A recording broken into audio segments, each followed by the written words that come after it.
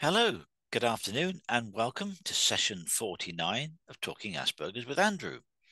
My name's Andrew Marsh, and I'm an Asperger's advocate. I was diagnosed with Asperger's syndrome 7 years ago when I was 51, and everything fell into place. It all made sense of why I was different and how people treated me differently, and a whole lot of things about growing up and going through college and work all kind of fell into place. What I now do is I work with employers to help them better manage people like me, people who have Asperger's syndrome in the workplace, with tips and strategies and techniques that can help them get the best from their people with Asperger's, understanding that they do have some differences and some challenges, but that those challenges will be great rewards if you properly support someone with Asperger's in the right environment in your business. So today's topic, interesting topic today, because I'm going to talk about two things: repetitive tasks and technical analysis. And we'll start with the first one, repetitive tasks. People with Asperger's syndrome and autism are actually very well suited to doing repetitive tasks. That's doing the same thing over and over again, day in, day out, week in, week out, which makes them great for a number of activities.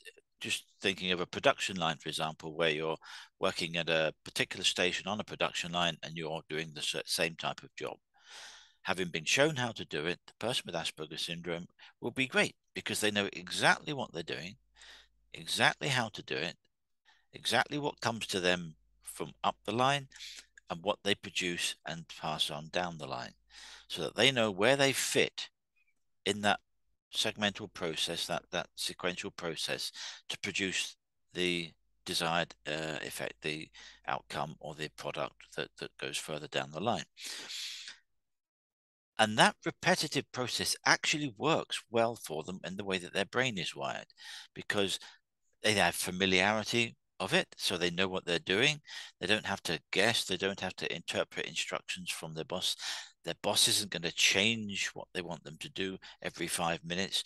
So that familiarity, that comfort with knowing what they're doing is the right thing, and they've been shown how to do it, they've been taught how to do it, and they know what they're doing and they pass it on. That is a fantastic task for someone who has Asperger's syndrome or autism, because it just fits, it just works for them. And they can do that without getting into the situation of it becoming boring or something they don't take care of. And that's really important because they actually care very much about what they're doing.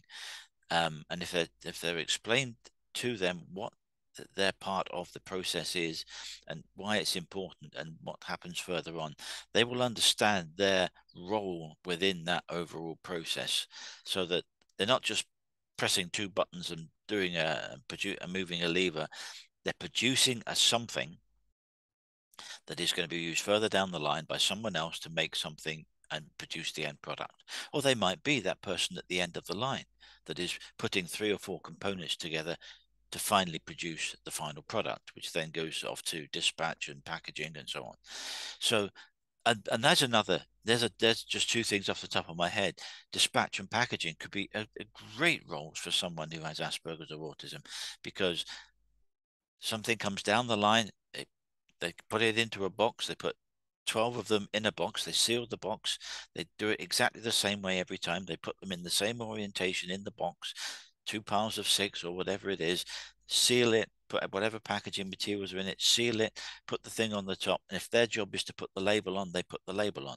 And it's always the same information, it's always the same task. They're doing it with familiarity, with regularity, and it just works for them, and they're happy to do that, so that it passes on down the line to the next person on the system. And if they are at the end and their job is to take boxes that are labeled and packaged off the conveyor belt, put them onto pallets, which will then go on to transport, ideal, because they're doing the same thing. They've got the familiarity. They know what they're going to do.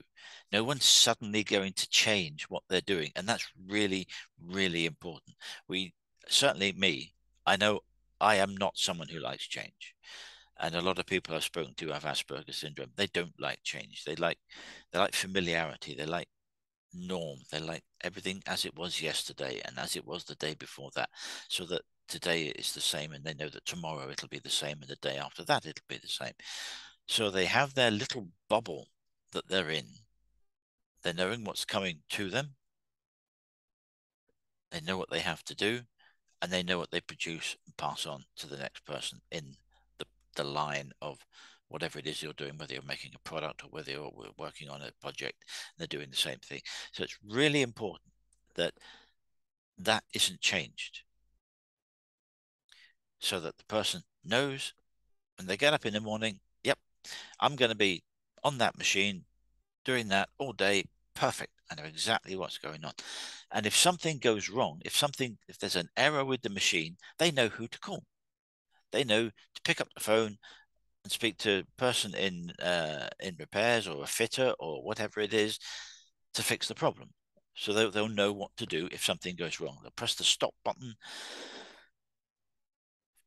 pick up the phone, speak to the person that they've been told to speak to if something goes wrong. That person will come or send someone to come to your workstation, your whatever it is you're doing, fix the problem, restart the system, bang, you're back off doing exactly what you were doing before the problem manifested itself. It's really important to have that familiarity, and I know I've said it quite a few times already, but that familiarity, that comfort with knowing what they're doing, is absolutely essential for a good peace of mind, a relaxed and happy and competent worker going about doing what they're doing, knowing and understanding why they're doing what they're doing, where it all fits in the grand scheme, and no one's going to change what they're doing. So they're happy. They know exactly what's going on. Take that slightly further and we look at technical analysis. Let's have a quick drink. I used to be a geologist in the construction industry. I did that for 23 years until the credit crunch came and forced a change. And one of the things that I really enjoyed doing was getting really stuck into certain technical analysis. One of those being slope stability. If you're designing a soil slope, you've got to make sure that it's strong enough to stand up at the angles that you want it to stand up at. So there's a lot of technical parameters, a lot of technical analysis of the slope, parameters of the soil, such as its weight, where the groundwater is, what its strength is, a whole list of parameters that you have to define and be specific about. So there's defining all your parameters, then there's doing the analysis, and then there's doing a sensitivity check. If I was to say to you 7/8 and 96, you know that would be wrong because 7/8 are 56. And you knew that was wrong because you knew that 7/8 are 56. So you had a feel for what 7/8 were going to be. So when I said 96, you know that it was wrong. One of the things that we had to do in slope stability analysis was do a sensitivity check. Does the number we get that comes out of it, does the factor of safety is what it was called, which is the ratio of resisting forces to forcing forces, that needs to be at least 1.2. Sometimes it needed to be higher than that, 1.4. So if you get an answer that's 1.32, does it make sense with the parameters you've put in? Does that strength of soil and that groundwater condition, does that feel right? And you can only get that from experience. Have you put the strength in too high? Have you tried to push the strength of the soil higher than it really is to make sure that you get a suitable factor of safety? That's where trouble comes in, because you're pushing the soil parameters where they shouldn't be. So you have to understand the input parameters to whatever analysis you're doing. That could be just the same as an accountant. Let's take an accountant, for example. They're doing a company accounts for a small business. Let's just take a small business. They're pretty well. They do well as a small business. They turn over £100,000 a year,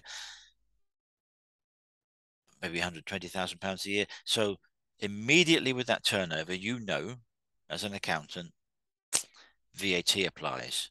VAT applies above a figure of around 90,000 in the UK. I don't know the specific figure, but there's a figure in which you have to apply VAT to your invoices. So as an accountant, you get the information in, and it could be brilliantly presented in spreadsheets. It could just be loads of receipts and it's a bundle of stuff, and you've got to sift through all of this. But in doing that, you will start to get a feel for the numbers that are coming out. You will start to get a feel for it. In that pile of receipts or that pile of documents, in the pile of invoices, you will split them up into the various categories, and you'll start inputting those into your spreadsheets or your database, probably a spreadsheet for doing accounts, because accounts are brilliant things to do on spreadsheets. Spreadsheets, fantastic for doing things like that. And you will start putting all the numbers in and all the data, and you'll be looking for the answers at the bottom.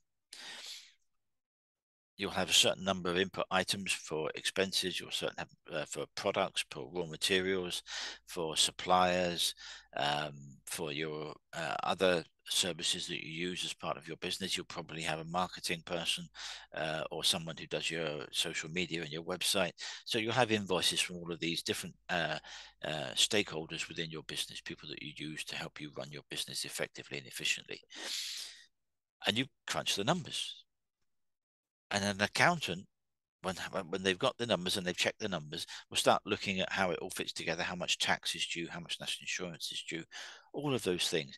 And the next job that they get, they will be looking for exactly the same things. You'll be looking for all of those things that I've just mentioned and working it all out, putting it in your spreadsheets and coming up to an answer. So accountancy is another great role for someone who has Asperger's, because they're doing the same type of thing with the same type of information. They're putting it all into a spreadsheet. They're looking at the numbers. Do the numbers make sense? You know, let's take an obvious example. Um, let's suppose someone worked for one client and they invoice them every month for £3,000. Okay, so that's £36,000 as net turnover, is gross turnover at the end of the year. If when you do your analysis and you've done your spreadsheet, you get that your total income for the year is £48,000, but you've only had 12 invoices for £3,000, you know that something's wrong. You suddenly can't get to, because 12 invoices at £3,000 is £36,000, but your spreadsheet says it's 48. So you would know that there's something wrong. You've input something wrong, or the formula for the spreadsheet has been incorrectly input, or there's an invoice in there that's higher, or there's another invoice or something. So you would know by looking at the invoice, looking at the total and the number of invoices, how much they were, that figure felt right. And that's you can only get that from experience and understanding what it is you're dealing with. So accountancy is a great role for someone with Asperger's syndrome, because it's logical, it's methodical, it's the same type of process, procedure. They're very much governed by rules that come down from the Inland Revenue. So that's another good point about it, because people with Asperger's, they like to have rules, they like to have procedures, they like to know exactly what they have to do, in what order, to get what result at the end of it. So repetitive tasks like accountancy, and that doesn't mean it's boring for the person. They are very happy and satisfied that they could come to a conclusion with the information they have, and knowing that they've suppose it's a new financial year, or the end of a financial year, you know that they're going to get a lot of clients approaching them saying, we need you to do our accounts. So you'll know you're going to be looking for the same type of information. You want to know what your invoices are. You want to know what your, if you've got materials and products and supplies, what those costs are, what your rent is, what your mobile phone bills are, all of those essential items that make up the active running of a business. As an accountant, you'll be looking for all of those things to put them into the right page on your spreadsheet to get the result at the end of it, and then see that the result makes sense, check it through, and then present it to your boss to say, there's the accounts for this particular firm. I've looked through them, it all makes sense. These are the numbers that we need to crunch to the client, and then you present that in your report to the client. That's absolutely an ideal situation for someone with Asperger syndrome, because they're thinking, great, I know what I'm looking for. I know the sorts of information I'm going to get coming in. It might be presented differently depends how the client works his internal systems. But you're looking for the same types of things. You're looking for the same types of results, the same types of numbers, the same patterns, and you'll get the results at the end of it. So that accountancy is a great role for someone with Asperger syndrome, and by extension, someone in banking, someone who works in finance and banking, where they're looking at the same sorts of information, the same sorts of numbers and trends and patterns. Trends and patterns are things that people with Asperger's, some of them are really good at spotting, which makes them ideal for financial fraud investigation and things of that nature, credit card fraud, because there's the problem there. There's the false information. They can spot those things. I can't, but they can spot. Well, I could in the slope stability analysis because it's what I was familiar with. And that's the thing. If they get familiar with it, they know what makes sense. They know what they're understanding. They know what to look for things that stand out as being anomalous. So banking, financial processes, economists. I had a lady I spoke to some time ago whose husband was on the spectrum, and he was an economist.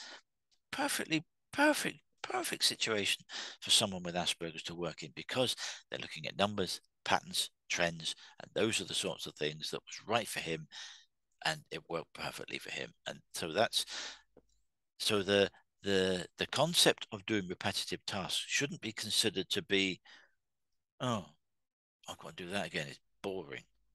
No, because as I said earlier, you have familiarity with what you're doing. You know what's going to come to you. You know what you have to do. You know what you pass on down the line. 1, 2, 3. Coming to me to do, me to pass on. Ideal for someone with Asperger's syndrome because or autism, because they understand their part in that process. They know exactly what they have to do. They know what looks right. That if they started to get things that were wrong coming to them, then what they have to do with it might not work. It might not fit into the press, or it might not fit into the machine that you're using. So you would say, hang on, stop here. What is coming to me is wrong. It's not been formulated or produced or manufactured correctly. I can't get it to work in the system, into my machine or my process, because it's bent into a different shape. It's got a different size. The material's wrong. So you would stop the line and you would say to the person, you would say to your boss or the person that's producing what's coming to you, that material is wrong. That is coming to me wrong. So there's a problem up the line. So you would recognize that straight away. If you're getting something and if you're getting three parts, three components, and you're compiling them into one, and one of those components is the wrong size or has the wrong gauge, or material doesn't work right, or it's shaped wrong, you will know straight away, because you can't get it to make this, the product that you're making, the assembly that you're compiling. So you would know straight away. You hit the stop button and you go and track down either what your procedures say will probably be to speak to your supervisor, and then track down what's gone wrong up the line, because you can't produce what you've got because what you're getting doesn't work. Exactly the same with slope stability analysis I was giving you an example of earlier.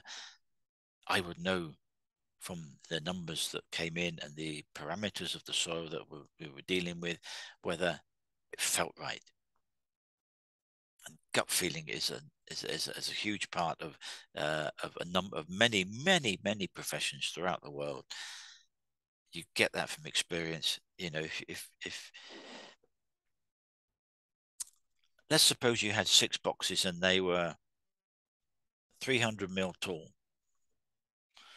and you stuck them one on top of the other, you would expect them to be 1.8 meters tall, wouldn't you? 6 boxes, 300 mil, 1.8 meters tall. So if you measured your 6 boxes and it was 2.5 meters, you'd know something was wrong. That's the gut feeling that you get from repetitive analysis and understanding what you're working with and whether it feels right. What would probably happen in the box example is there was either too many boxes, or one of the boxes or more than one of the boxes was the wrong size, or was put on its side instead of on its bottom. But you would know 2.4 meters is too big, it needs to be 1.8 meters. And you would have a feel for that. That gut instinct is so important. And those are the things that people with Asperger syndrome develop. They understand when they know their part in the process that you're working, and it all fits together. We like our ducks in a row. If you've heard that expression before, I'm sure you have. Business speak, people like their ducks in a row. I like my ducks in a row. I like things to be in order. I have to have an order. Everything in a row, everything in its place, a place for everything, and know how everything fits together. What what what comes to you for you to work on, and what you pass on for the next person to work on. It's as simple as that. Doing repetitive tasks is something that is particularly suited to people who have autism or Asperger syndrome because it just fits. It fits with the brain, the way their brain is wired. And as an employer, if you have someone with Asperger syndrome or autism and you think, how can I get the best from them? What what can we do? We talked about in the environment they work in before, but let's suppose that you have got them in the right environment and you've done your reasonable adjustments to cater for their condition, and that they need to be in low light areas or areas that are low noise or low smell, things like that. Let's just assume that you've assessed all of that, and you've got this person working in the right environment. You now need to give them the right kind of work so that they can be efficient. If you're an accountant, or you're compiling data from a pile of stuff that comes to you. I used to work as a site agent for grouty mine workings. People want to build houses on areas that have been historically been used, had underground mine workings. Well, if the mine workings were too shallow, you could get a void collapse going to the surface. Underneath the foundation, the building would collapse, which is what you don't want. So you have to stabilize the ground. And you grout it with a low strength cement grout, makes it suitable, makes the ground firm so that you can then build on it in the normal way. One of the things that would come in on a daily basis is supplies. You would have supplies of cement, you would have supplies of PFA, you may have supplies of sand, you may have other supplies and other materials such as pipe work or uh, jointing couplings to join pipes together. A whole host of information would come to me on a daily basis. So stick it in the top tray of my set of in trays. And when I got time and the works were going smoothly, I would go through those and I would add them onto a spreadsheet. And it would just be a simple case of what date did it come in, who was the supplier, what's their dispatch number or their ticket number, what is the thing, what is the item, how many of it were there.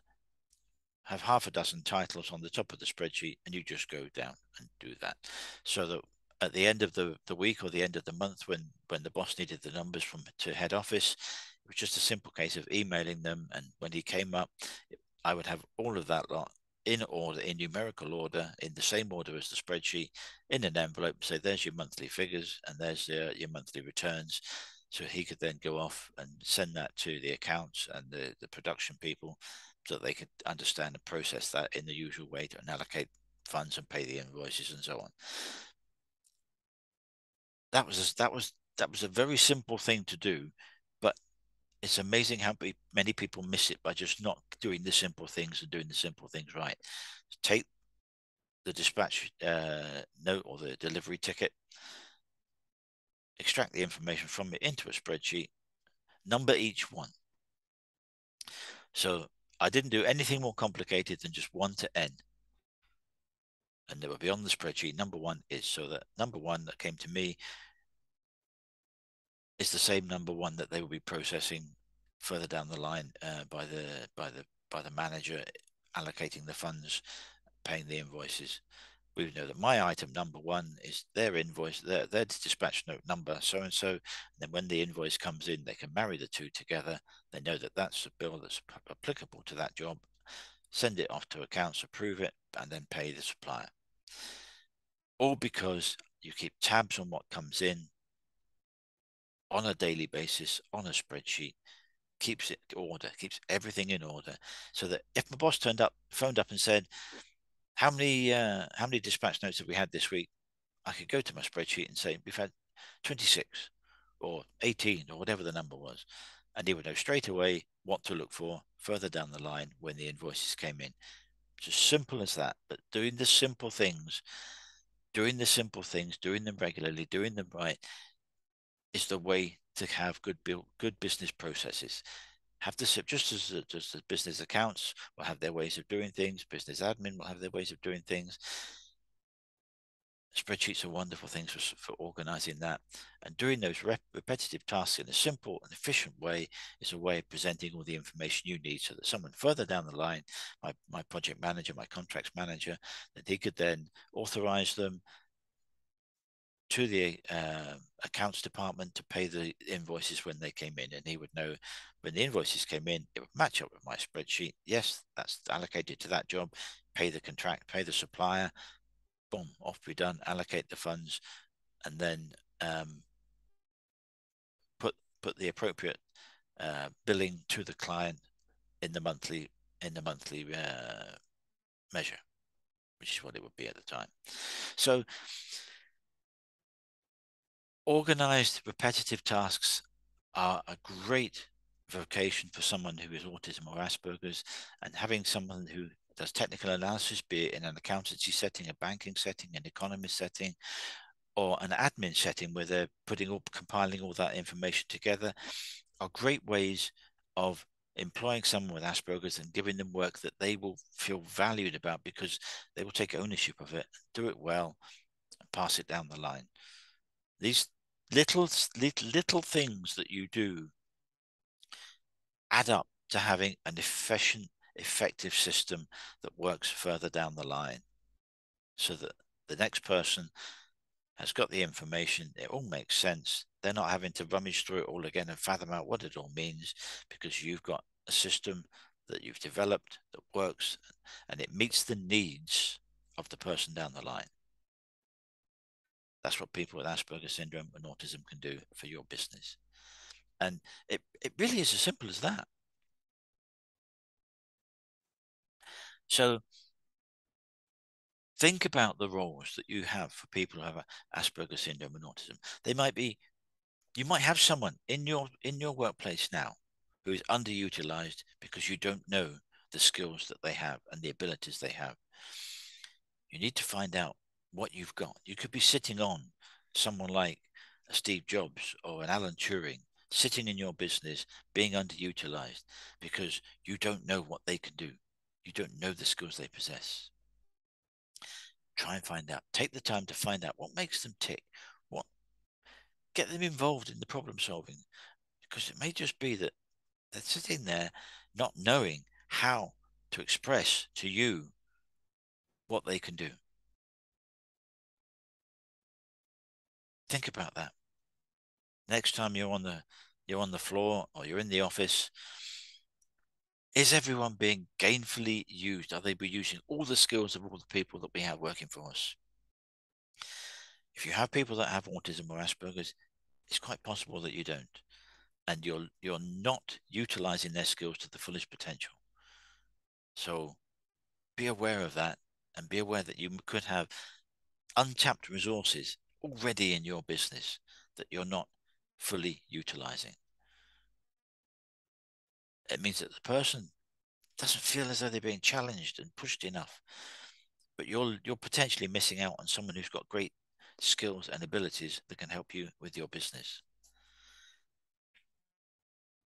So that's today's Talking Asperger's with Andrew, session 49, where we talked about repetitive tasks and technical analysis, and how in the right environment, fully supported, people with Asperger syndrome can be ideal people to have in your business, to do things that are rote, to do things that are organized, and have procedures and have systems so that they're doing the same types of thing, looking for the same types of information, producing that in a logical way so that the person down the line has it, it's neat, it's tidy, it's organized, and they can look at it at a glance, pick up what they need from it, and take it forward to process in whatever way that works for your business, or whether that's your accounts team or your admin team or your suppliers team, or whatever it is that is the aspect of your business that they're working on. Think about the people that you have who have Asperger syndrome or autism. Are you fully utilizing them? Are you getting the best from them? Challenge them. See if you have some problems. Have an open meeting. Rather than just think the managers know the answers, speak about the people who are actually doing the work for you. Have an open meeting and say, we've got this problem. We've had it for a while, actually, and we can't think of anything to fix it. We've tried some fixes and it hasn't worked. Open it up to the people that you have in your team. Say, has anyone got any ideas? You'll be amazed if you support them and you say, you have an open meeting and you say, okay, there is no such thing as a daft question. I want your opinion. I want you to express your ideas because it might just be the solution that we have to this problem that we've got. So no one's going to get reprimanded for a silly question. We want to hear your views. You're the ones that are working with this information day in, day out. You're on the front line. What do you think is the problem? How do you think we can solve it? Do that round the table. Do it with a cup of tea and some biscuits and allow them to speak and allow them to express their opinion because they just might have the solution to something that's been going on in your business for a long time. Wouldn't that be great? Rather than paying a consultant £20,000 to come in and look at your business and go, this is the problem. This is how you fix it. There's my invoice for £20,000. Thank you very much. You might have the skills in-house that can fix that. Think about it.